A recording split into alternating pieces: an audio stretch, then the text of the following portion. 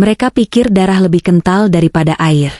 Ketiga kakakku membuang ayah saat sakit, tapi kini datang bak serigala lapar saat warisan dibacakan.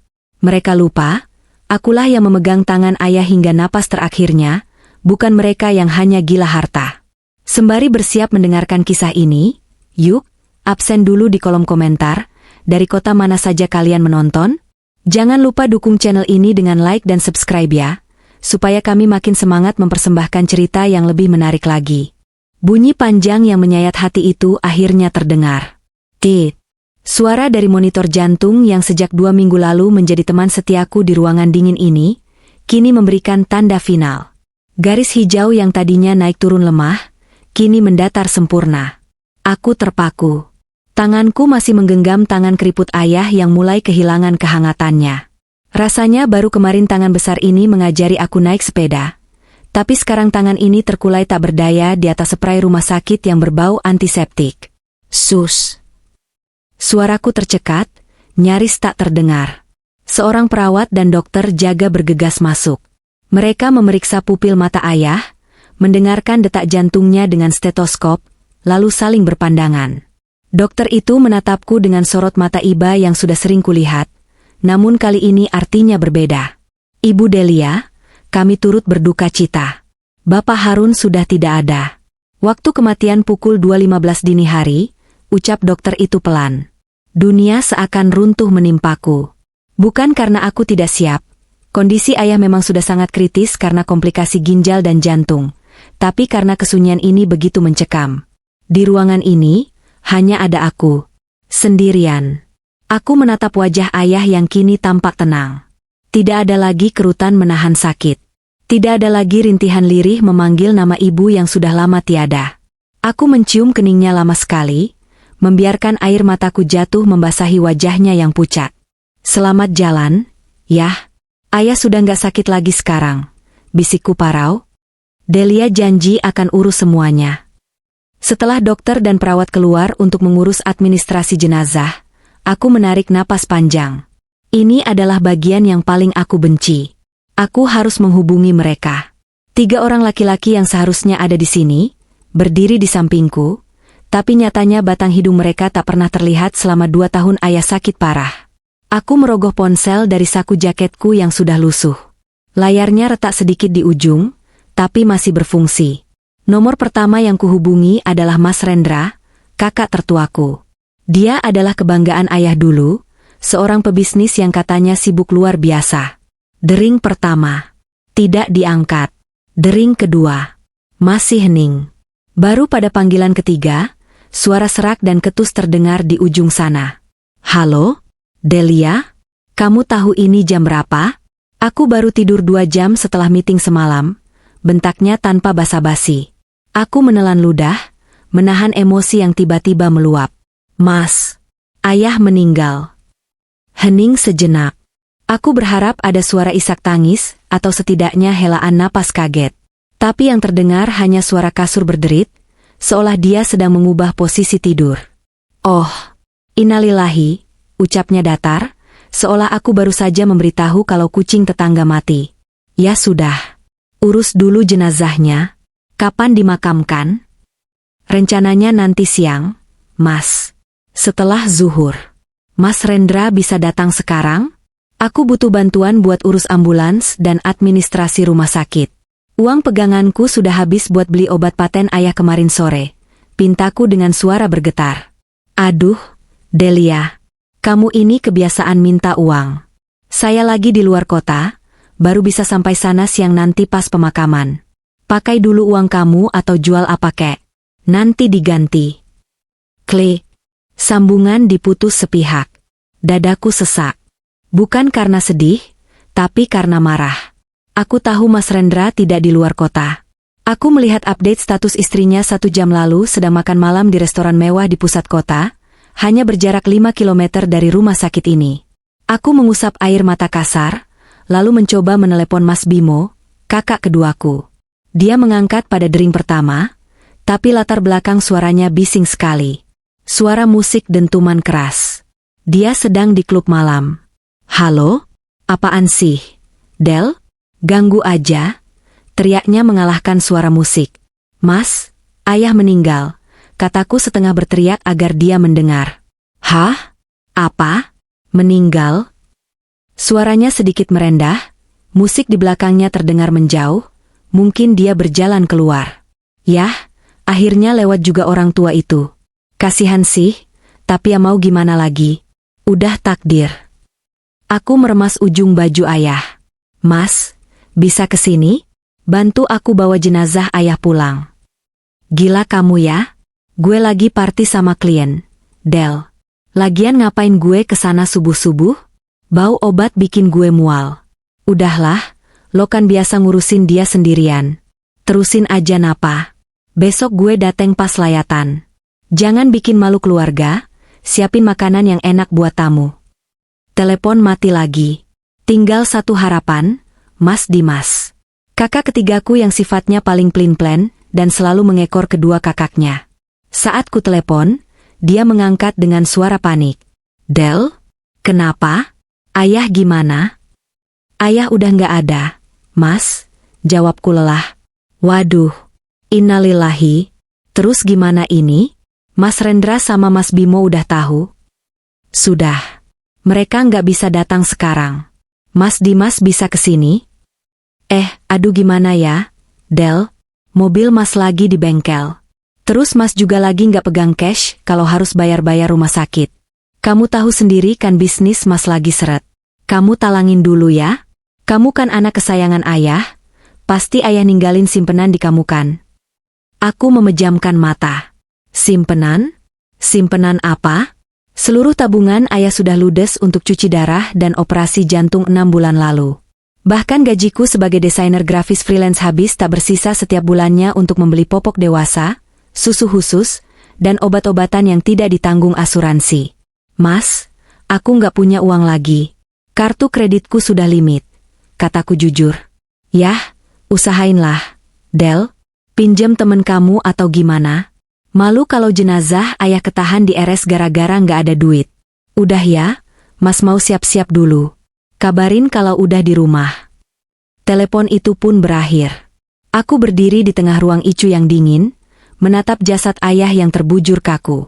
3 anak laki-lakinya, darah dagingnya sendiri, tidak ada satupun yang peduli bagaimana jenazah ayah mereka bisa keluar dari sini. Aku berjalan gontai menuju loket administrasi.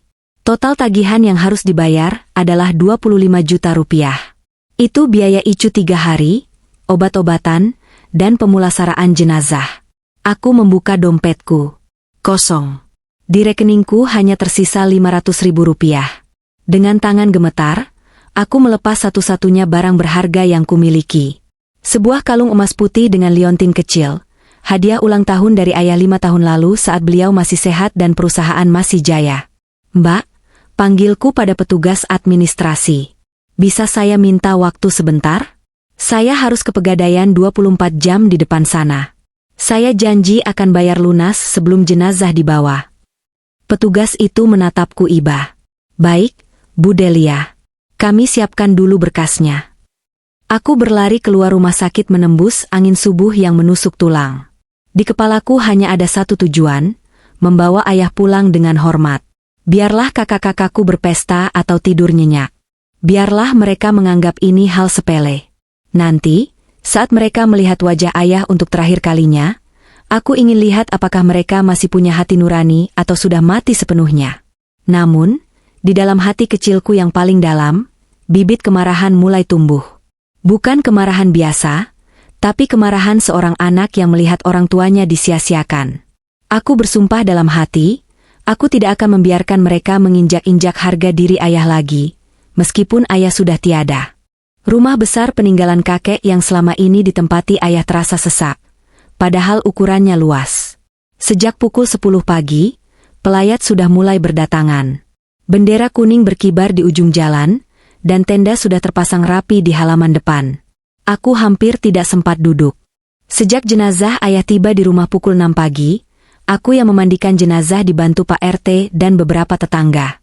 Kakak-kakakku, mereka baru muncul pukul 9 pagi, saat jenazah ayah sudah rapi dikafani dan dibaringkan di ruang tengah. Mobil Pajero hitam milik Mas Rendra masuk ke halaman, disusul mobil sedan merah milik Mas Bimo. Mereka turun dengan pakaian serba hitam yang terlihat mahal dan licin, kacamata hitam bertengger di hidung, seolah mereka adalah selebriti yang sedang syuting film sedih.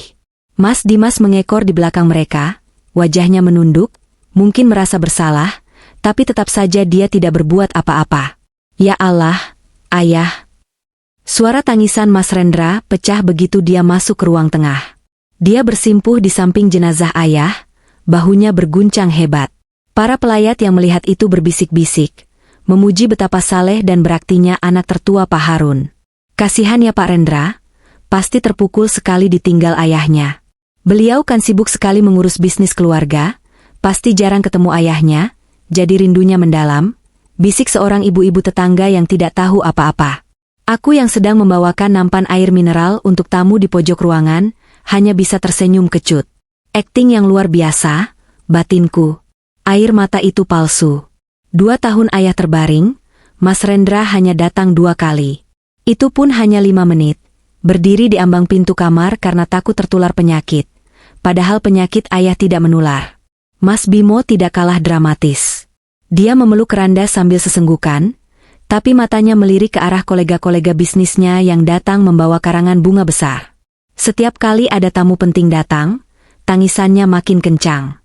Maafin Bimo, yah. Bimo belum sempat bahagiain ayah. Ratapnya, aku muak. Ingin rasanya aku teriak di depan semua orang. Memang Mas Bimo kemana aja? Uang obat ayah bulan lalu Mas pakai buat modif mobil, kan?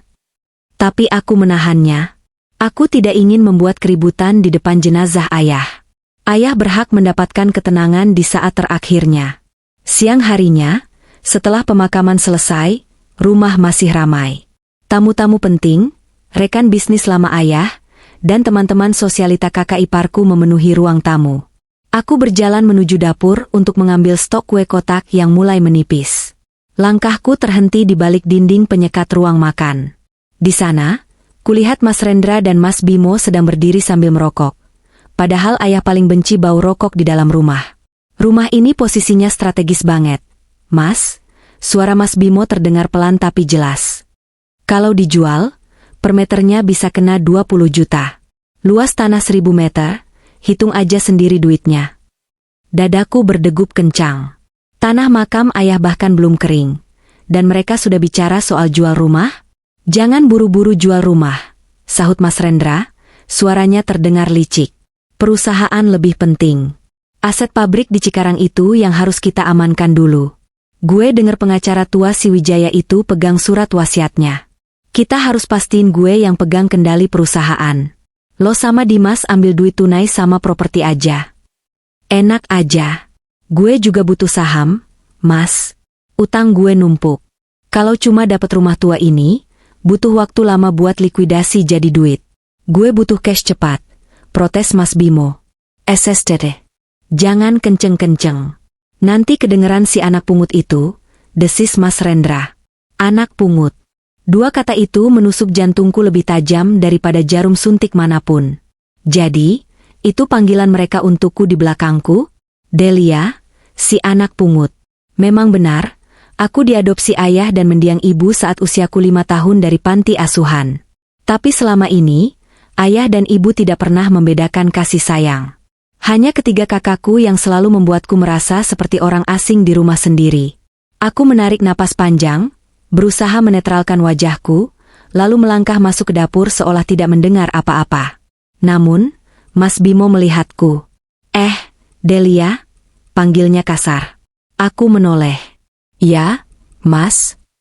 Itu tamu di depan, Pak Wali Kota datang. Kok suguhannya cuma air mineral gelas sama lemper? Mana kue-kue yang mahalan dikit? Malu-maluin keluarga aja. Kita ini keluarga terpandang, masa jamuannya kayak orang susah? Bentaknya sambil membuang puntung rokok sembarangan ke lantai dapur yang baru saja kupel. Emosiku mulai naik ke ubun-ubun. Mas, suaraku bergetar menahan marah. Uang belanja untuk pemakaman ini pakai uang tabungan terakhirku. Rekening ayah sudah dibekukan ban karena ayah meninggal, harus nunggu surat waris. Kalian bertiga nggak ada yang ngasih uang sepeser pun tadi pagi. Aku sudah minta Mas Dimas, tapi katanya nggak ada uang. Mas Rendra mendengus meremehkan. Dia berjalan mendekatiku, menatapku dari atas ke bawah dengan tatapan jijik. Alasan aja kamu. Selama ini kamu yang pegang ATM, ayah kan buat beli obat? Pasti kamu tilep duitnya sedikit-sedikit. Jangan sok suci deh, Del. Kita tahu kamu nempel terus sama ayah cuma biar dapet cipratan harta kan? Dasar parasit. Tanganku terkepal erat di sisi tubuh. Parasit? Aku yang rela putus kuliah S2 demi merawat ayah? Aku yang setiap malam begadang mengganti popok ayah saat perawat sedang libur? Aku yang belajar memasak bubur saring karena ayah tidak bisa menelan nasi keras? Mas Rendra? Kataku pelan tapi tegas, menatap matanya tajam. Demi Allah, sepeser pun aku nggak pernah ambil uang ayah untuk pribadiku. Kalau Mas nggak percaya, silakan cek mutasi rekening nanti. Sekarang, tolong hargai ayah. Jangan bikin keributan. Berani kamu ngelawan saya? Mas Rendra mengangkat tangannya, seolah hendak menampar. Mas. Tiba-tiba suara berat seseorang menginterupsi. Kami semua menoleh. Di ambang pintu dapur berdiri Pak Wijaya, pengacara kepercayaan ayah. Wajahnya datar, tapi matanya menatap tajam ke arah Mas Rendra. Di tangannya, dia memegang sebuah tas kerja kulit berwarna hitam. Pak Wijaya, sapa Mas Rendra, langsung menurunkan tangannya dan mengubah ekspresi wajahnya menjadi ramah dalam sekejap mata. Kapan Bapak sampai? Maaf, kami sedang berdiskusi sedikit soal logistik. Saya sudah dengar cukup banyak dari ruang tamu, kata Pak Wijaya dingin. Dia tidak tersenyum sama sekali. Saya datang untuk memberitahu jadwal pembacaan wasiat. Sesuai amanat almarhum Pak Harun, wasiat akan dibacakan 3 hari lagi, di rumah ini. Saya harap semua anak-anaknya hadir. Tentu, Pak, pasti kami hadir, sahut Mas Bimo antusias, matanya berbinar membayangkan uang. Pak Wijaya mengangguk, lalu pandangannya beralih padaku. Tatapannya melembut. Delia, kamu juga harus ada. Sangat penting. Baik, Pak. Jawabku pelan. Dan satu lagi, tambah Pak Wijaya sambil menatap ketiga kakakku bergantian. Selama wasiat belum dibacakan, tidak ada satupun aset, baik itu mobil, perhiasan, maupun isi rumah ini, yang boleh keluar atau berpindah tangan. Itu pidana. Setelah Pak Wijaya pergi, Mas Rendra meludah ke lantai. Sombong amat tuh orang tua. Tenang aja, Bim, Dim. 3 hari lagi kita bakal kaya raya. Perusahaan buat gue, sisanya kalian bagi 2. Si Delia, kasih aja lah 10 juta buat ongkos dia pergi dari rumah ini. Mereka tertawa kecil, lalu kembali ke ruang tamu dengan wajah sedih yang dibuat-buat. Aku berdiri mematung di dapur. Air mata yang sejak tadi kutahan akhirnya jatuh juga. Bukan karena takut, tapi karena rasa sakit yang mendalam melihat betapa busuknya hati saudara-saudaraku. 3 hari berlalu sejak jasad ayah menyatu dengan tanah. 3 hari yang terasa seperti 3 tahun bagiku. Rumah besar ini terasa semakin dingin dan asing, seolah-olah roh kehidupan di dalamnya ikut pergi bersama ayah. Bunga-bunga duka cita di halaman depan mulai layu, kelopaknya berguguran satu persatu, persis seperti perasaanku yang perlahan rontok digerogoti kelelahan. Pagi ini, suasana di ruang tengah berbeda. Kursi-kursi yang biasanya tertata rapi kini diduduki oleh 3 raja kecil yang tak sabar menunggu pembagian kue kekuasaan. Mas Rendra duduk di kursi malas kesayangan ayah, kursi kulit berwarna coklat tua yang lekukannya sudah tercetak bentuk punggung ayah. Melihat Mas Rendra duduk di sana dengan kaki disilang angkuh, rasanya ada jarum yang menusuk dadaku. Dia bahkan belum pantas menyentuh sandaran kursi itu, apalagi mendudukinya seolah dia pemilik sah tahta ini. Di sebelahnya, Mas Bimo sibuk dengan ponselnya, sesekali tertawa kecil, mungkin sedang membalas pesan dari teman-teman pestanya. Sedangkan Mas Dimas duduk gelisah di ujung sofa, kakinya mengetuk-ngetuk lantai tanpa henti. Aku tahu kenapa dia gelisah. Penagih utang sudah mulai menerornya lagi pagi ini. Aku datang membawa nampan berisi teh hangat dan kopi hitam. Tidak ada pembantu di rumah ini sejak 2 bulan lalu, karena ayah sudah tidak sanggup membayarnya. Semua pekerjaan rumah, mulai dari menyapu halaman seluas 500 meter hingga membersihkan kamar mandi, aku yang kerjakan sendiri. Lama banget sih, Del. Haus nih, Gerutu Mas Bimo saat aku meletakkan cangkir kopi di depannya. Tidak ada ucapan terima kasih. Airnya baru mendidih. Mas, jawabku pelan, lalu duduk di kursi kayu kecil di sudut ruangan, jauh dari mereka bertiga. Aku tahu posisiku.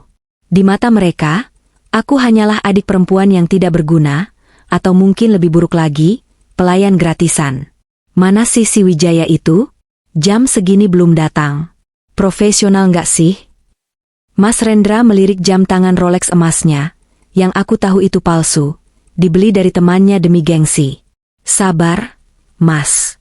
Mungkin macet, sahut Mas Dimas. Yang penting hari ini beres. Gue butuh banget pencairan dana secepatnya. Orang rumah udah nanyain terus kapan renovasi dapur selesai, padahal MAH buat bayar utang kartu kredit. Lo tuh utang mulu, Dim. Makanya belajar bisnis kayak gue, cibir Mas Rendra sombong. Hari ini gue yakin ayah bakal kasih mandat perusahaan ke gue. Secara gue anak tertua, laki-laki, dan paling berpengalaman. Nanti kalau perusahaan udah di tangan gue, kalian tenang aja.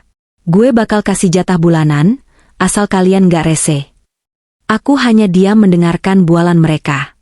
Bisnis? Bisnis apa yang Mas Rendra maksud?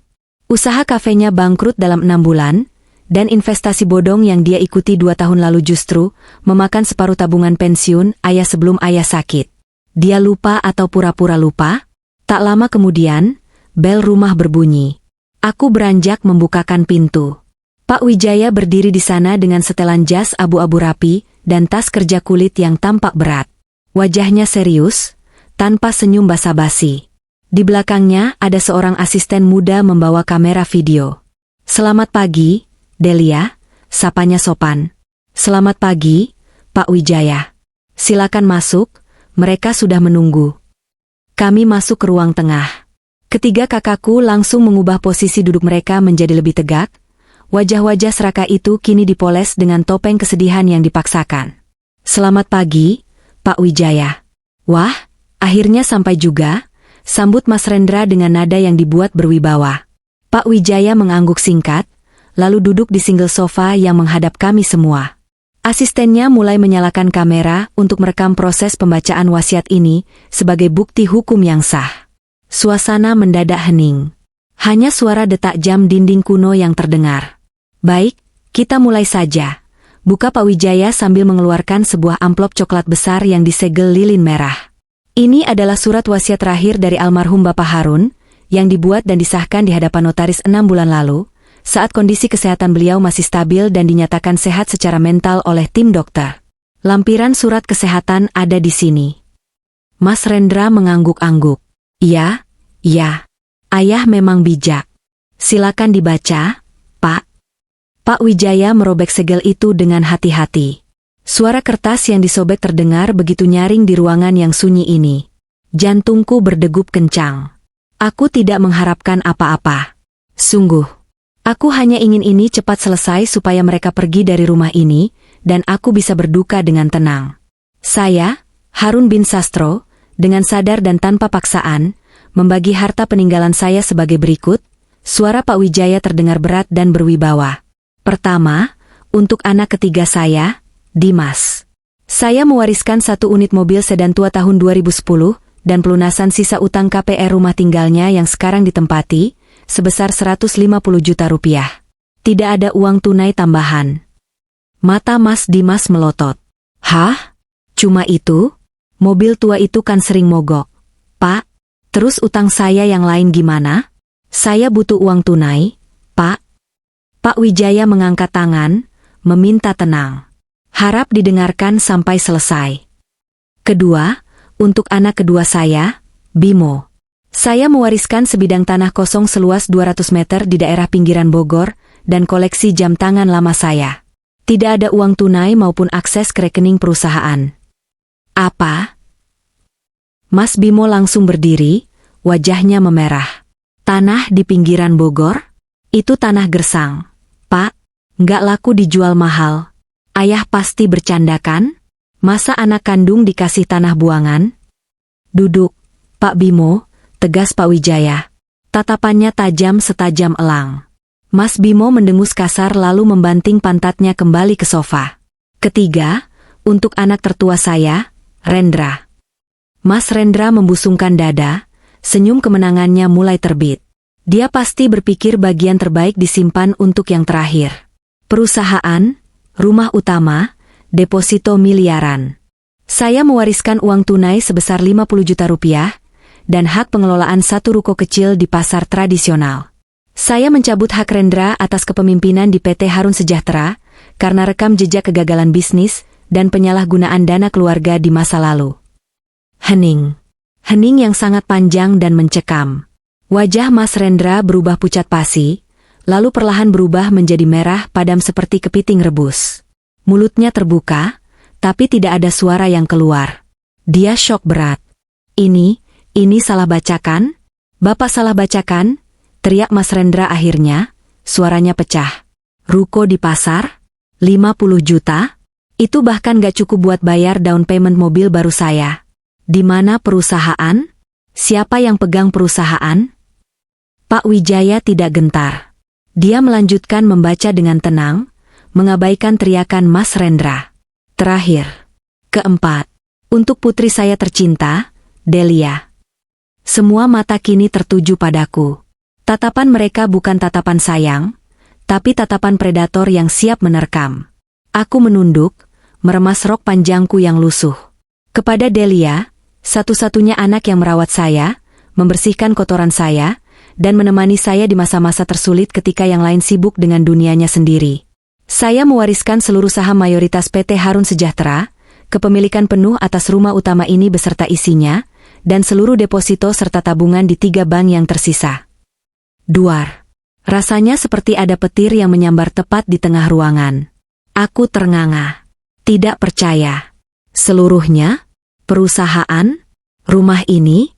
Alasan keputusan ini, lanjut Pak Wijaya, suaranya sedikit bergetar karena emosi, adalah karena ayah sadar, harta di tangan Rendra, Bimo, atau Dimas akan habis dalam sekejap untuk foya-foya. Tapi di tangan Delia, ayah percaya warisan ini akan dijaga dan dikembangkan. Delia bukan hanya anak, tapi penyelamat hidup saya di akhir hayat. Pak Wijaya menutup map itu lalu meletakkannya di meja. Demikian wasiat ini dibacakan. Sah demi hukum. Untuk beberapa detik, tidak ada yang bergerak. Kami semua terpaku dalam gelembung waktu yang beku. Aku menatap Pak Wijaya, mencari kepastian bahwa ini bukan mimpi. Tapi anggukan kecil darinya menegaskan segalanya. Ayah memberikan semuanya padaku. Bukan karena dia pilih kasih, tapi karena dia tahu siapa yang benar-benar mencintainya. Namun, kedamaian itu hanya bertahan sekejap mata. Karena sedetik kemudian, badai yang sesungguhnya meletus. Bohong. Teriakan Mas Rendra menggelegar, membuat kaca-kaca di lemari hias bergetar. Dia melompat dari kursinya, menendang meja kopi di hadapannya hingga terguling. Cangkir-cangkir pecah berantakan, kopi hitam tumpah mengotori karpet mahal peninggalan ibu. Ini pasti rekayasa. Lo sekongkol sama si anak pungut ini kan, Wijaya? Tunjuk Mas Rendra tepat ke wajah Pak Wijaya.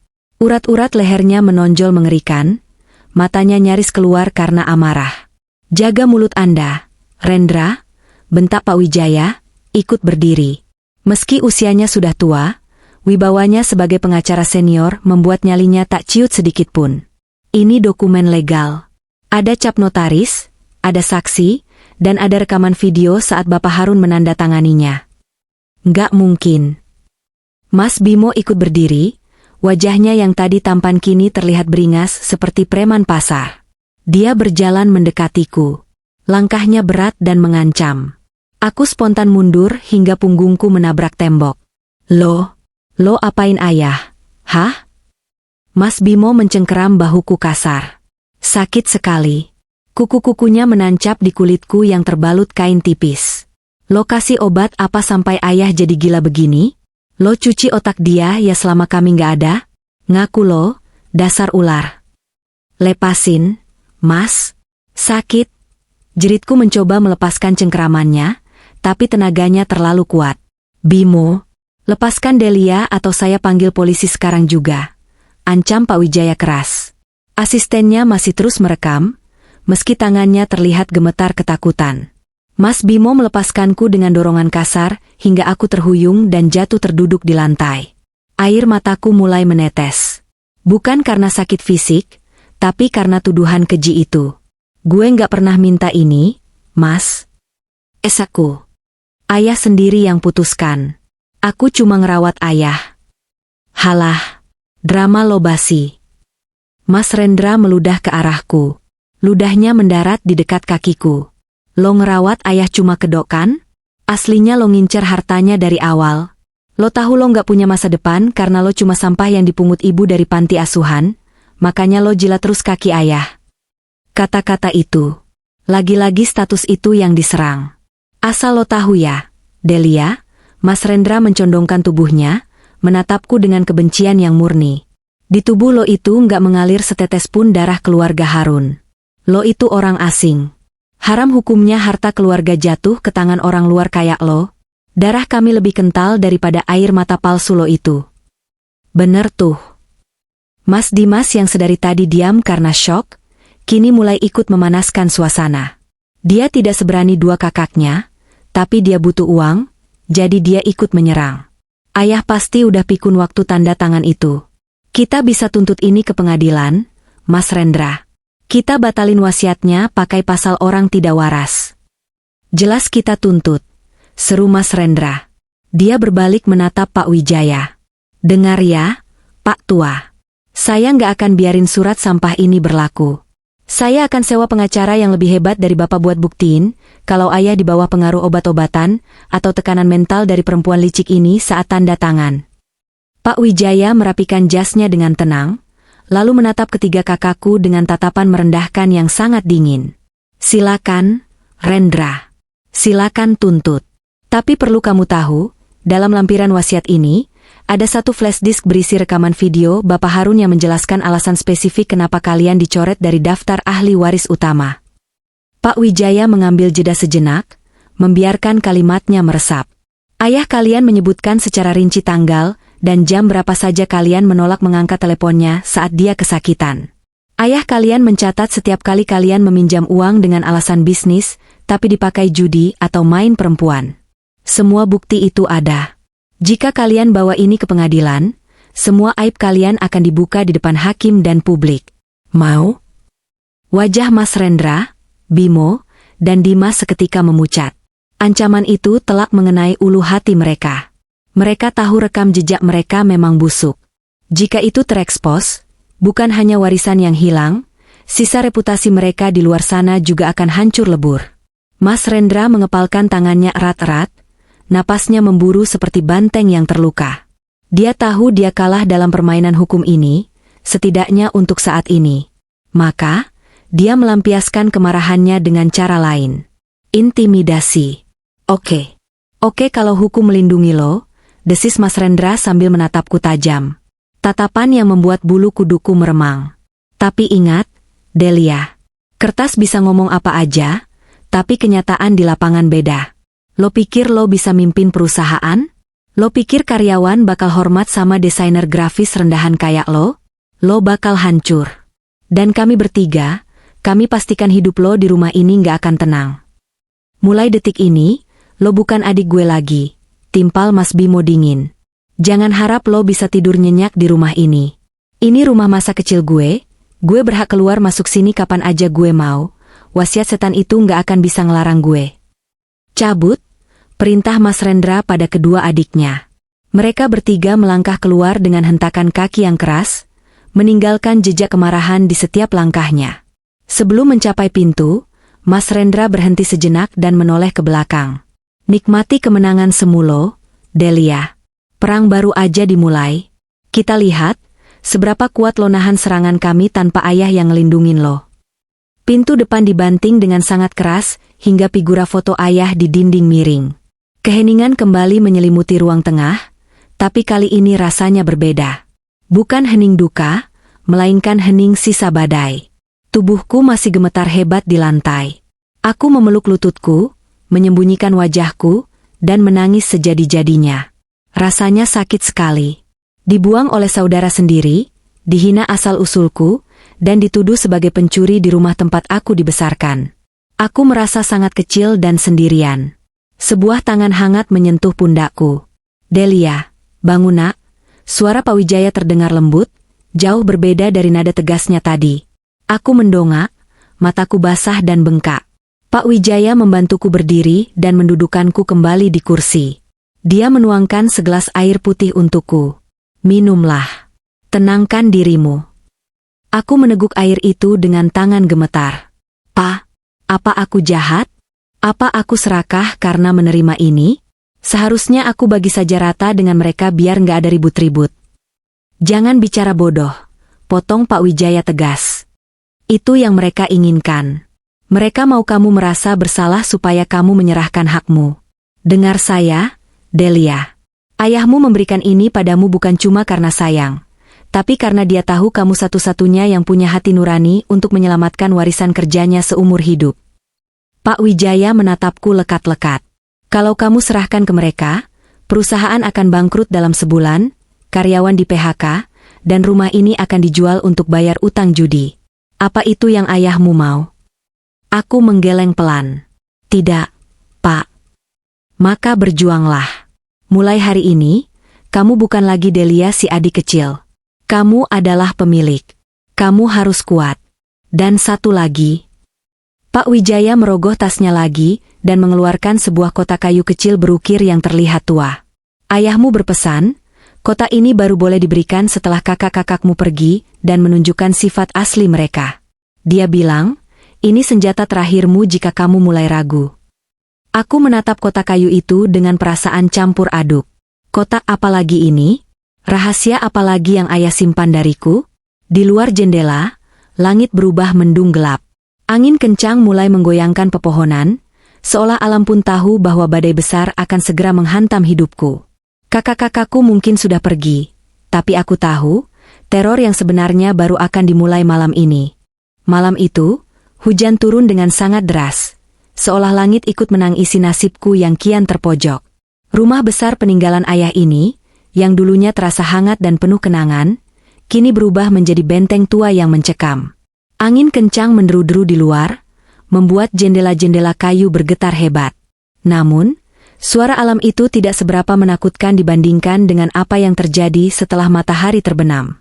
Sejak Mas Rendra, Mas Bimo, dan Mas Dimas meninggalkan rumah dengan sumpah serapah tadi siang, aku sudah merasakan firasat buruk.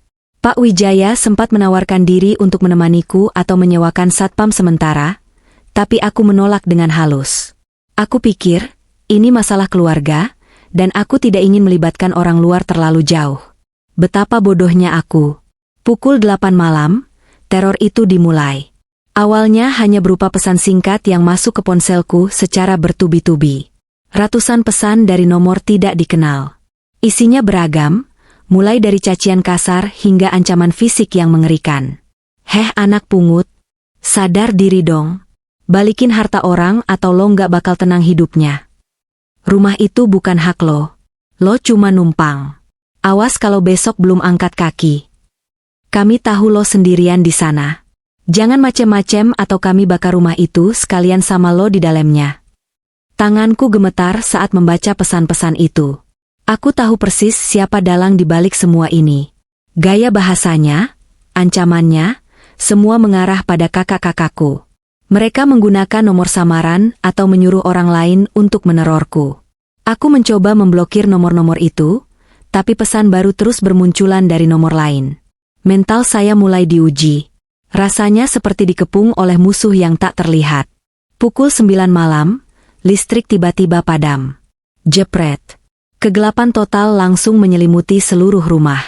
Aku terlonjak dari sofa ruang tengah. Jantungku berdegup kencang, memompa darah ke seluruh tubuh dengan ritme panik. Aku meraba-raba mencari ponsel untuk menyalakan senter. Cahaya putih dari layar ponselku menjadi satu-satunya penerangan di ruangan seluas ini. Bayangan perabotan rumah yang memanjang di dinding terlihat seperti hantu-hantu masa lalu yang sedang mengawasi. Aku memberanikan diri mengintip keluar jendela. Aneh. Lampu jalan menyala terang, dan rumah tetangga di seberang jalan pun benderang. Hanya rumahku yang gelap gulita. Ini bukan pemadaman bergilir dari PLN. Seseorang sengaja mematikan sekring atau memutus kabel dari luar. Rasa takut mulai merayap naik ke tenggorokanku. Aku berlari kecil menuju pintu depan untuk memastikan kunci ganda sudah terpasang. Tepat saat tanganku menyentuh gagang pintu, terdengar suara hantam keras dari arah gerbang depan. Brak, brak, brak. Suara besi dipukul dengan benda keras. Lalu terdengar teriakan-teriakan kasar dari sekelompok laki-laki. "Weoi, keluar lo. Jangan ngumpet. Ini rumah sengketa. Kosongin atau kita masuk paksa." Aku mundur perlahan, napas tertahan. Itu bukan suara kakak-kakakku. Itu suara preman bayaran. Mereka menyewa orang untuk menakut-nakutiku. Air mataku mulai menetes tanpa bisa ditahan. "Ayah, tolong Delia." Aku berlari ke kamar ayah di lantai 2 dan mengunci pintu. Di kamar inilah aku merasa sedikit lebih aman, dikelilingi barang-barang peninggalan ayah yang masih menyisakan aroma tubuhnya. Aku duduk meringkuk di sudut kamar, memeluk lutut, sementara di bawah sana suara gedoran di pagar semakin menjadi-jadi, diselingi suara pecahan kaca. Prang! Bunyi kaca jendela depan pecah. Mereka melempari rumah dengan batu. Aku menutup telinga rapat-rapat, mencoba mengusir suara mengerikan itu. Di tengah ketakutan itu, ponselku berdering. Nama, Mas Rendra, muncul di layar. Dengan tangan gemetar hebat, aku mengangkatnya. "Halo?" Suaraku nyaris tak terdengar. "Gimana, Del? Gelap ya di sana?" Suara Mas Rendra terdengar santai, seolah dia sedang menanyakan kabar cuaca, padahal dia tahu persis apa yang sedang terjadi. Di latar belakang suaranya, terdengar tawa Mas Bimo. "Itu baru permulaan, Delia. Listrik mati, kaca pecah, itu cuma warming up. Kalau lo masih kekeh pertahanin wasiat gila itu, besok mungkin bukan cuma batu yang melayang." "Mas jahat." Esakku. "Ini rumah ayah, Mas. Kenapa Mas tega ngerusak rumah ayah?" "Itu rumah gue. Hak waris gue sebagai anak laki-laki tertua." Bentaknya tiba-tiba, nada suaranya berubah tinggi. "Lo itu cuma orang asing yang kebetulan dipungut sama ibu karena kasihan. Lo nggak punya hak setetes pun di sana. Dengerin gue baik-baik, Delia. Gue kasih waktu sampai besok pagi. Kalau lo nggak nyerahin sertifikat rumah dan saham perusahaan secara sukarela ke gue bakal laporin lo ke polisi atas tuduhan pemalsuan dokumen dan penipuan terhadap orang tua pikun. Pengacara gue udah siap."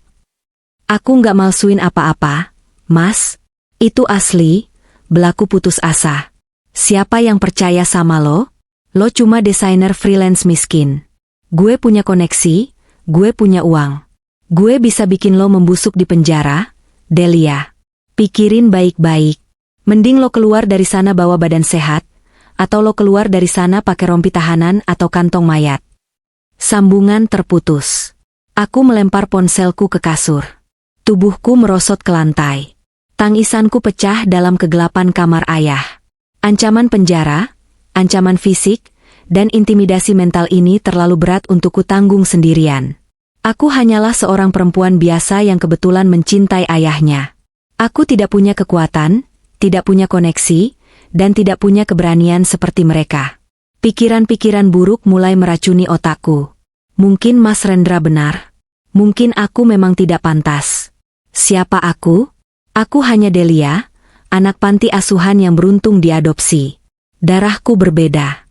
Mungkin memang hukum alamnya harta jatuh ke anak kandung, terlepas dari seberapa jahatnya mereka.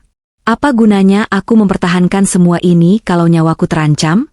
Apa gunanya harta kalau aku harus hidup dalam ketakutan setiap detik? "Ayah." Delia nggak kuat, bisikku lirih di kegelapan. "Mereka jahat banget." "Yah." Delia takut. Suara pecahan kaca terdengar lagi dari lantai bawah, kali ini lebih dekat. Sepertinya mereka melempari jendela ruang tamu. Aku semakin mengeratkan pelukanku pada lutut. Rasanya ingin menyerah saja. Besok pagi, aku akan menelepon Pak Wijaya. Aku akan bilang aku mundur. Biarlah mereka ambil semuanya. Perusahaan, rumah, uang. Aku tidak peduli lagi. Aku hanya ingin hidup tenang. Aku akan pergi jauh dari sini, kembali menjadi orang asing seperti yang mereka bilang. Malam itu aku tidak tidur sedetik pun. Aku terjaga dalam ketakutan, ditemani suara hujan, teriakan preman di luar pagar, dan bayang-bayang masa laluku sebagai anak yang tak diinginkan. Rasanya seperti kembali ke masa kecil di panti asuhan, saat aku merasa dunia tidak menginginkan kehadiranku. Bedanya, kali ini rasa sakitnya jauh lebih dalam karena penolakan itu datang dari orang-orang yang kusebut kakak selama 25 tahun terakhir. Saat fajar mulai menyingsing dan suara-suara di luar mulai mereda, aku bangkit dengan mata bengkak dan tubuh lemas. Keputusanku sudah bulat. Aku akan menyerah. Aku tidak sanggup melawan darah daging ayah sendiri. Aku kalah. Cahaya matahari pagi masuk malu-malu lewat celah tirai kamar ayah yang tidak tertutup rapat. Aku berjalan gontai menuruni tangga. Pemandangan di lantai 1 membuat hatiku semakin hancur. Kaca jendela ruang tamu pecah berantakan, serpihannya berserakan di karpet mahal. Ada batu sebesar kepalan tangan tergeletak di dekat meja hias. Di teras depan, pot-pot bunga kesayangan ibu digulingkan dan dipecahkan. Dinding depan rumah penuh dengan coretan cat semprot merah bertuliskan kata-kata kotor. Pencuri warisan, anak pungut, usir dia. Aku menatap semua kekacauan itu dengan tatapan kosong. Energinya sudah habis terkuras semalam. Aku mengambil sapu, mencoba membersihkan pecahan kaca dengan gerakan lambat seperti robot. Setiap kali sapu menyentuh lantai, air mataku menetes lagi. Ini rumah yang ayah bangun dengan keringat dan darah, kini dinodai oleh anak-anaknya sendiri. Tiba-tiba, sebuah mobil sedan hitam berhenti di depan gerbang yang kuncinya sudah dirusak paksa. Itu mobil Pak Wijaya. Laki-laki parubaya itu turun dengan tergesa-gesa. Wajahnya tampak sangat khawatir. Di belakangnya, 2 orang pria berbadan tegap berseragam security ikut turun. Astaga! Delia! Seru Pak Wijaya saat melihat kondisi rumah dan wajahku yang pucat pasi. Dia berlari kecil menghampiriku di teras. Apa yang terjadi? Kenapa kamu tidak telepon saya semalam? Aku menggeleng lemah, menyandarkan gagang sapu ke dinding. Mereka neror aku semalam, Pak. Listrik diputus, dilempar batu, diancam penjara. Suaraku parau dan serak. Pak Wijaya, aku nyerah aja ya. Aku nggak kuat, Pak. Tolong urus surat pemindahan aset ke Mas Rendra. Biar mereka ambil semuanya. Aku mau pergi dari sini. Pak Wijaya terdiam. Dia menatapku dengan sorot mata yang sulit diartikan, campuran antara iba, marah, dan kecewa. Dia menghela napas panjang, lalu memegang bahuku dengan lembut namun tegas. Delia, masuk ke dalam. Sekarang, perintahnya. Tapi Pak, aku mau kemas barang-barangku. Masuk dulu. Ada yang harus kamu lihat. Ini bukan permintaan pengacara, ini permintaan ayahmu. Aku menurut dengan pasrah. Kami duduk di ruang makan yang untungnya tidak terkena dampak perusakan semalam. 2 security yang dibawa Pak Wijaya berjaga di depan gerbang, membersihkan coretan cat pilos dan memperbaiki gembok, membuatku merasa sedikit lebih aman. Pak Wijaya meletakkan tas kerjanya di meja, lalu mengeluarkan kotak kayu kecil berukir yang kemarin sempat dia tunjukkan sekilas. Kotak itu terlihat kuno, terbuat dari kayu jati dengan ukiran bunga melati, bunga kesukaan ibu. Sebelum kamu memutuskan untuk menyerah dan membiarkan ketidakadilan menang, kamu harus melihat isi kotak ini, kata Pak Wijaya serius. Ayahmu menitipkan ini khusus untuk momen seperti ini. Momen di saat kamu merasa sendirian dan ragu. Dengan hati-hati, Pak Wijaya membuka kotak itu. Di dalamnya, hanya ada 2 benda. Sebuah buku harian tua bersampul kulit coklat yang sudah mengelupas di bagian ujungnya, dan sebuah flash disk berwarna perak. Buka flash disknya di laptop saya, kata Pak Wijaya sambil menyodorkan laptopnya yang sudah menyala. Aku memasukkan flash disk itu dengan tangan gemetar. Hanya ada 1 file video di sana berjudul, Untuk Putriku, Delia. Aku mengklik file tersebut. Layar laptop menampilkan wajah ayah. Video ini sepertinya direkam di ruang kerjanya sekitar 6 bulan lalu, saat kondisinya belum terlalu parah tapi sudah mulai terlihat kurus. Ayah duduk di kursi kerjanya, mengenakan batik favoritnya. Dia menatap lurus ke kamera, tersenyum hangat, senyum yang sangat kurindukan. Assalamualaikum, putri kesayangan ayah, Delia. Suara ayah terdengar dari speaker laptop. Suaranya sedikit serak, tapi tegas. Air mataku langsung tumpah begitu mendengar suaranya. Rasanya seolah ayah sedang duduk di depanku. Del, kalau kamu nonton video ini, berarti ayah sudah nggak ada. Dan kalau Pak Wijaya kasih lihat ini ke kamu, berarti dugaan ayah benar, kakak-kakakmu sudah bertindak kelewatan. Ayah menghela napas di video itu, matanya menerawang sedih. Nak, ayah mau minta maaf. Maaf karena mewariskan beban berat ini ke pundakmu. Ayah tahu mereka pasti nyerang kamu. Mereka pasti bilang kalau kamu anak pungut, orang asing, nggak berhak, dan segala macam omongan racun itu. Ayah mencondongkan tubuhnya ke arah kamera, tatapannya menjadi sangat intens. Dengerin ayah baik-baik, Delia, kamu bukan orang asing. Sejak hari pertama ibu bawa kamu dari panti asuhan, saat kamu umur 5 tahun dan peluk kaki ayah karena takut petir, detik itu juga, kamu adalah anak ayah. Darah itu cuma biologi, Del. Tapi keluarga itu soal siapa yang ada di sana waktu kita butuh. Siapa yang genggam tangan kita waktu kita sakit. Siapa yang rela korbankan mimpinya demi ngerawat orang tua yang rewel ini. Di video itu, ayah terlihat menyeka sudut matanya yang berair. Rendra, Bimo, Dimas mereka anak kandung ayah, iya. Tapi hati mereka sudah lama pergi. Kamu tahu, Del, waktu ayah operasi jantung pertama kali, ayah telepon Rendra. Dia bilang sibuk rapat, padahal ayah lihat di Instagram dia lagi liburan di Bali. Waktu ayah butuh uang buat tebus obat karena asuransi limit, Bimo malah datang minta duit buat ganti velg mobil. Dimas? Dia cuma datang kalau dikejar debt collector. Aku terisak pelan menutup mulutku. Aku tahu kejadian-kejadian itu, tapi mendengarnya langsung dari mulut ayah membuat hatiku semakin perih. Ternyata ayah tahu semuanya. Ayah memendam rasa sakit itu sendirian. Mereka menelantarkan ayah, Del. Secara hukum dan agama, anak yang menelantarkan orang tuanya tidak pantas menuntut hak. Ayah sudah konsultasi panjang lebar sama Pak Wijaya. Jadi, jangan takut. Posisi kamu kuat. Sangat kuat. Ayah kembali tersenyum, kali ini penuh kebanggaan. Kamu yang suapin ayah. Kamu yang bersihin kotoran ayah tanpa jijik. Kamu yang bacain koran buat ayah tiap pagi. Kamu lebih, darah daging, daripada mereka bertiga digabung jadi satu. Jadi, tolong jangan nyerah. Nak, pertahankan perusahaan. Pertahankan rumah ini. Bukan buat ayah, tapi buat kamu sendiri. Kamu berhak bahagia. Kamu berhak jadi pemimpin. Ayah percaya sama kamu 1000%. Video itu berakhir dengan ayah melambaikan tangan dan mengucapkan, "Ayah sayang Delia." Selamanya. Layar menjadi gelap. Ruang makan hening, hanya terdengar isak tangisku yang perlahan mereda. Namun kali ini, air mataku bukan karena takut atau putus asa. Video itu seperti menyiramkan bensin ke dalam api semangatku yang nyaris padam. Rasa hangat menjalar di dadaku, mengusir rasa dingin akibat teror semalam. Pak Wijaya menyodorkan tisu. Masih mau nyerah, Delia? Aku menghapus air mata dengan kasar, lalu menggeleng. Enggak, Pak. Bagus, kata Pak Wijaya tersenyum lega. Dia lalu membuka buku harian tua itu.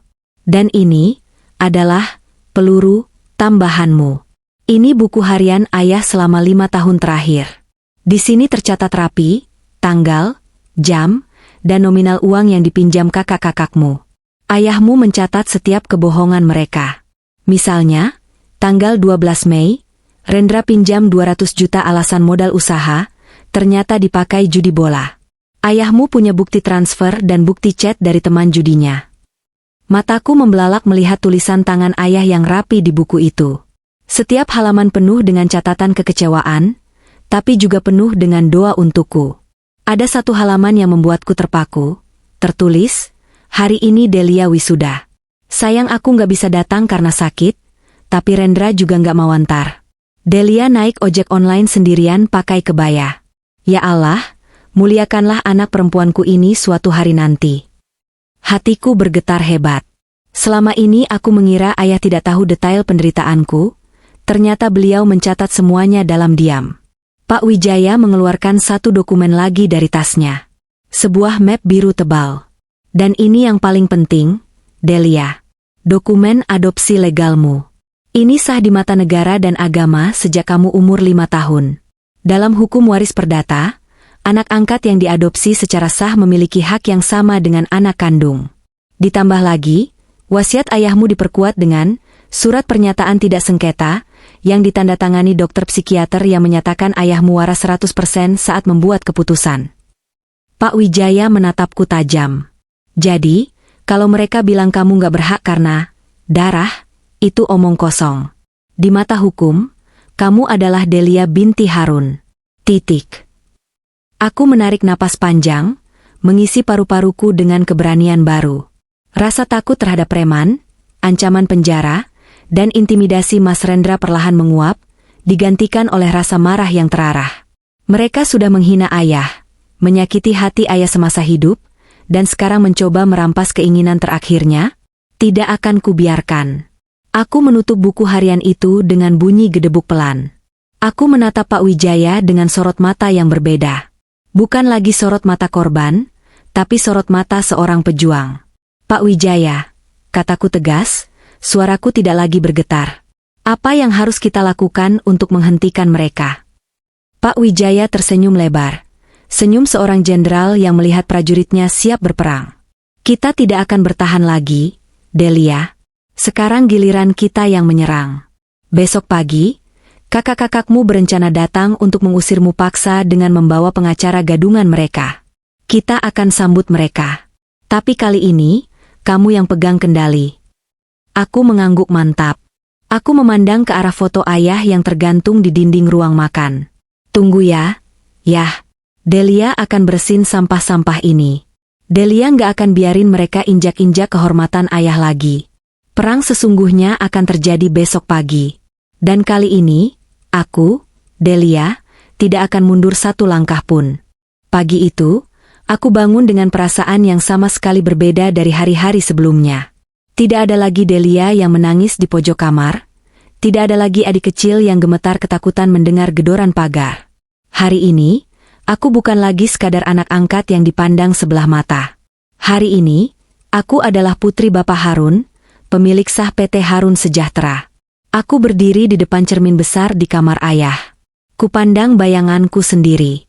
Mata yang sembab sudah kukompres dengan es batu hingga segar kembali. Rambutku yang biasanya kuikat asal-asalan, kini kucatok rapi dan kubiarkan tergerai sebahu, memberikan kesan tegas. Aku mengenakan setelan blazer hitam milik ibu yang kutemukan di lemari tua, sedikit kebesaran di bahu, tapi setelah dipadukan dengan kemeja putih dan ikat pinggang, ia memberiku aura wibawa yang selama ini tersembunyi. Pak Wijaya sudah menunggu di ruang tamu, ditemani 2 asisten hukumnya yang membawa tumpukan berkas tebal. "Kamu siap, Delia?" tanyanya saat melihatku turun tangga. Senyum bangga terukir di wajah tuanya. "Siap, Pak," jawabku mantap. "Ayo kita akhiri sirkus ini." Kami tidak menunggu mereka datang ke rumah untuk mengusirku. Sebaliknya, aku yang mengundang mereka. Pukul 8 pagi tadi, aku mengirim pesan singkat ke Mas Rendra, datang ke ruang rapat utama kantor jam 10 pagi. Aku akan tanda tangan penyerahan aset di sana. Jangan bawa preman, bawa pengacara Mas saja. Tentu saja dia langsung setuju. Dia pikir aku sudah menyerah karena teror semalam. Mobil Pak Wijaya membelah kemacetan Jakarta menuju gedung perkantoran di kawasan Sudirman. Jantungku berdegup kencang, tapi bukan karena takut, melainkan karena adrenalin. Sesampainya di lobi kantor, suasana terasa canggung. Para karyawan lama yang mengenalku sebagai anak yang sering mengantar rantang makan siang ayah, menatapku dengan heran. Mungkin mereka bingung melihat penampilanku yang berubah drastis. Atau mungkin gosip tentang perebutan warisan sudah menyebar. Aku menegakkan kepala, berjalan lurus menuju lift direksi, mengabaikan bisik-bisik di belakangku. Pintu lift berdenting di lantai 15. Ruang rapat utama sudah terbuka. Di sana, duduklah ketiga kakakku dengan wajah penuh kemenangan. Mas Rendra duduk di kursi ujung meja, kursi direktur utama, sambil memutar-mutar pulpen mahal. Mas Bimo dan Mas Dimas duduk di sisi kiri dan kanannya, tertawa-tawa kecil sambil merokok, padahal jelas-jelas ada tanda dilarang merokok di ruangan ber-AC itu. Di samping mereka, duduk seorang pria kurus berkacamata tebal yang kutebak adalah pengacara bayaran mereka. Wah, Akhirnya Tuan Putri datang juga, sindir Mas Rendra saat melihatku masuk. Dia tidak bangun dari duduknya. Gimana tidur lo semalam? Nyenyak? Atau keganggu suara tikus? Mas Bimo dan Mas Dimas tertawa terbahak-bahak. Aku tidak menjawab. Aku berjalan tenang menuju kursi kosong di seberang mereka, lalu duduk dengan punggung tegak. Pak Wijaya duduk di sebelahku, meletakkan tas kerjanya dengan gerakan lambat dan sengaja. Langsung saja, kata Mas Rendra tidak sabar. Dia menyodorkan sebuah map merah ke hadapanku. Tanda tangan di sini. Ini surat pernyataan kalau lo nolak warisan dan nyerahin hak asuh perusahaan ke gue, rumah ke Bimo, dan sisa aset ke Dimas. Sebagai ganti rugi kebaikan hati kami, gue kasih lo pesangon 50 juta. Cukup buat sewa kos setahun. Aku menatap map itu tanpa menyentuhnya. 50 juta? Untuk perusahaan yang asetnya miliaran? Mereka benar-benar menganggapku bodoh. Aku tidak akan tanda tangan itu, Mas, kataku datar. Senyum Mas Rendra lenyap seketika. Maksud lo apa? Lo mau main-main lagi? Preman gue di depan rumah lo masih standby. Delia, lo mau rumah itu rata sama tanah? Silakan ratakan, jawabku dingin, menatap matanya tajam. Tapi sebelum Mas Rendra perintahkan mereka, Mas harus lihat ini dulu. Aku memberi kode pada Pak Wijaya. Pengacara senior itu menyambungkan laptopnya ke proyektor di tengah meja. Layar besar di dinding menyala. Apaan nih? Nonton film? Cibir Mas Bimo. Iya, film dokumenter tentang kebusukan kalian, jawabku. Video ayah yang kutonton kemarin mulai berputar. Wajah ayah yang lelah dan sakit terpampang jelas di layar raksasa itu. Suara ayah menggema di seluruh ruang rapat yang hening. Rendra, Bimo, Dimas. Ayah tahu kalian pasti lagi marah besar saat nonton ini. Tapi tanyakan pada hati nurani kalian, kapan terakhir kali kalian tanya kabar ayah tanpa ujung-ujungnya minta duit? Ketiga kakakku terdiam. Wajah Mas Rendra mulai memerah, antara malu dan marah. Mas Dimas menunduk, tidak berani melihat layar. Video berlanjut ke bagian ayah merinci penelantaran mereka. Tanggal 15 Agustus, ayah jatuh di kamar mandi. Ayah telepon Rendra, nggak diangkat. Telepon Bimo, katanya lagi sibuk touring. Akhirnya Delia yang angkat ayah sendirian, padahal badannya kecil. Matikan. Matikan sampah ini, teriak Mas Rendra sambil memukul meja. Dia berdiri hendak mencabut kabel proyektor, tapi dua asisten Pak Wijaya yang berbadan tegap langsung menghalanginya. Duduk, Pak Rendra. Pertunjukan belum selesai, kata Pak Wijaya tegas. Layar berganti.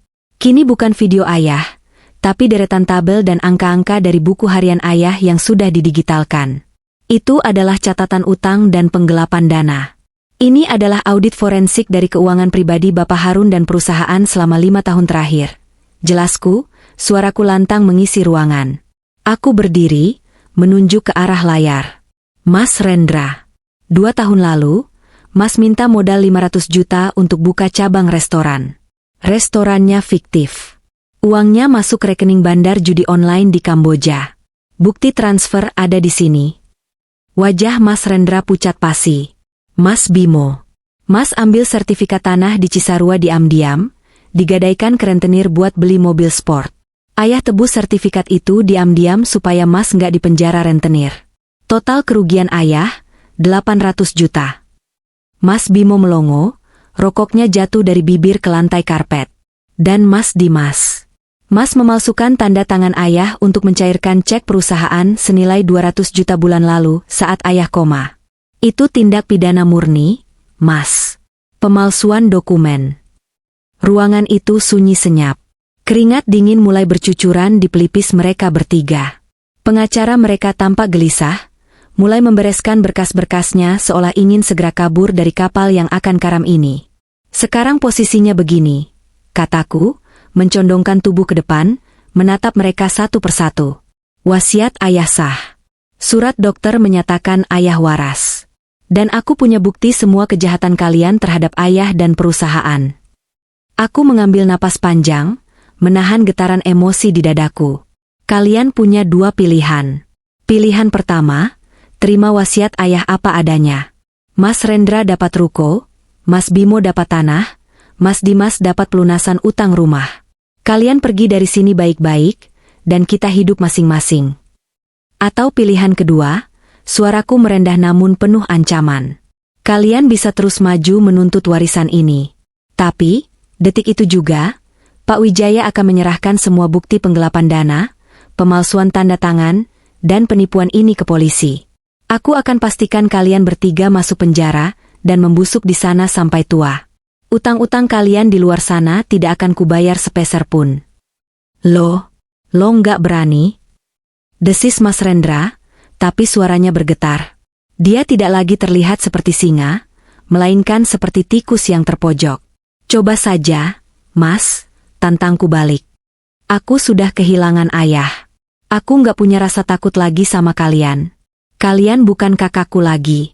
Kalian cuma parasit yang menggerogoti ayah sampai mati. Delia. Mas Dimas mulai menangis. Jangan gitu dong, Del. Kita kan saudara. Mas hilaf. Del. Tolong jangan laporin polisi. Anak Mas masih kecil. Kalau ingat anak, harusnya Mas nggak maling uang kakeknya. Bentakku keras, membuat Mas Dimas terlonjak kaget. Selama ini aku selalu lembut, tapi kesabaranku sudah habis. Mas Rendra menatap pengacaranya, mencari pembelaan. Tapi pengacara itu hanya menggeleng pelan sambil berbisik. Kita kalah telak, Pak. Bukti mereka terlalu kuat. Kalau ini masuk ranah pidana, Bapak pasti kalah. Mas Rendra ambruk kembali ke kursinya. Bahunya merosot. Kesombongan yang tadi dia bawa saat masuk ruangan ini menguap tanpa sisa. Dia tahu dia sudah tamat. Dia tahu aku memegang kartu as yang bisa menghancurkan hidupnya selamanya. Keluar, perintahku dingin. Mereka masih diam membatu. Aku bilang keluar. Teriakku, menunjuk pintu. Bawa pengacara kalian, bawa preman kalian, dan jangan pernah injakan kaki di kantor ini atau rumah ayah lagi tanpa izinku. Kalau dalam 1 jam preman di rumah belum pergi, aku telepon polisi. Dengan langkah gontai dan kepala tertunduk, ketiga kakakku, laki-laki yang dulu kuanggap pelindung, yang dulu kuhormati, berjalan keluar ruangan satu persatu seperti pecundang.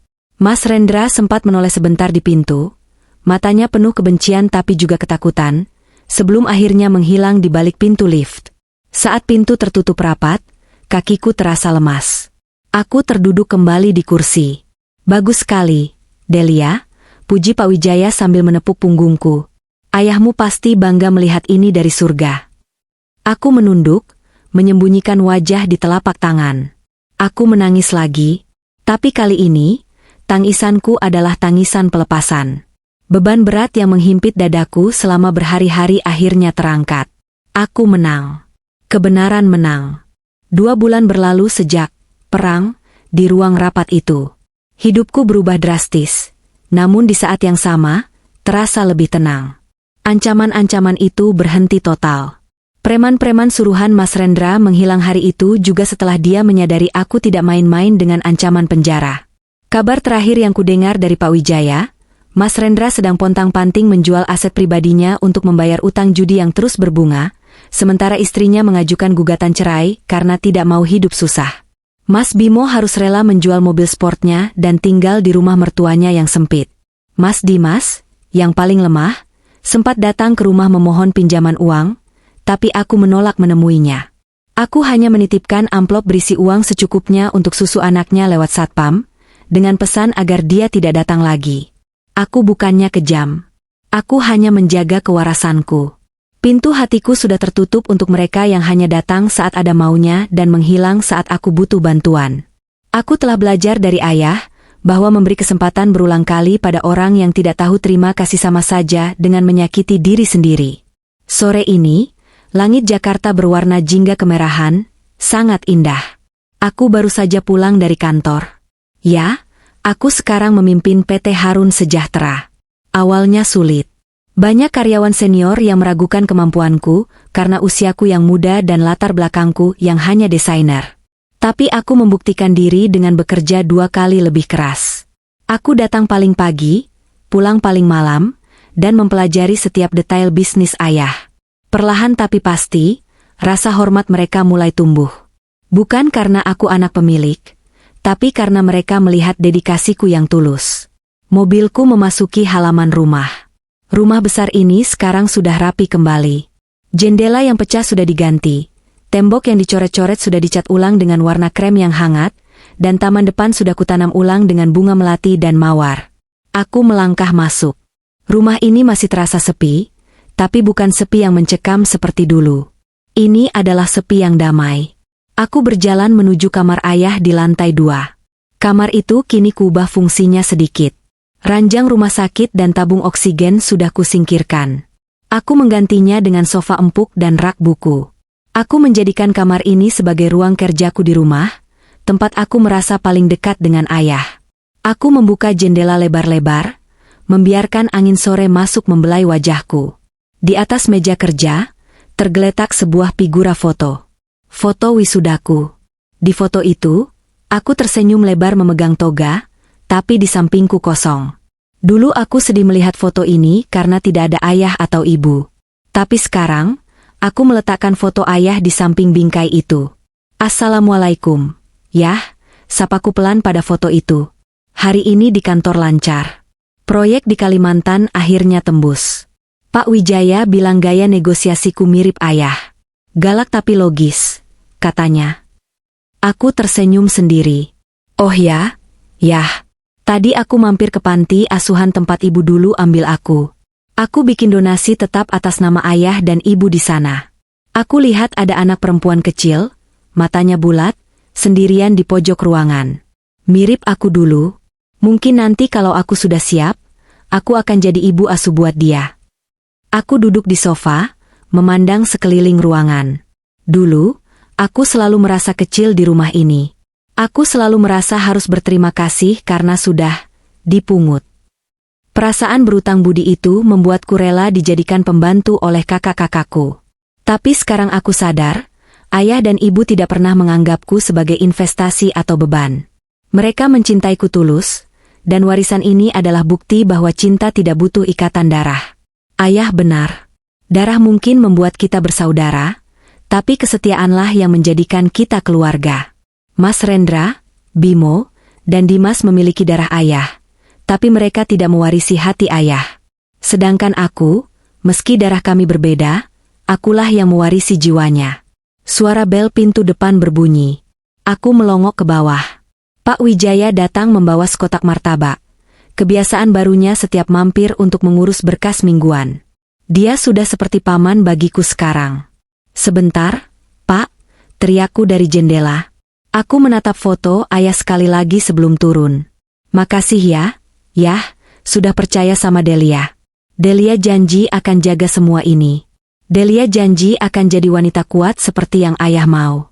Istirahat yang tenang ya, Yah. Aku menutup jendela kamar, lalu melangkah keluar. Pintu masa laluku yang penuh rasa sakit dan penghinaan sudah kututup rapat-rapat. Kini, aku membuka pintu baru. Pintu masa depan di mana aku, Delia, berdiri tegak di atas kakiku sendiri, sebagai pemimpin, sebagai anak kebanggaan ayah, dan sebagai wanita yang merdeka. Dan untuk ketiga kakakku, biarlah mereka menjadi pelajaran hidup yang berharga. Bahwa keserakahan hanya akan membawamu pada kehancuran, dan ketulusan, sekecil apapun, akan selalu menemukan jalannya untuk menang.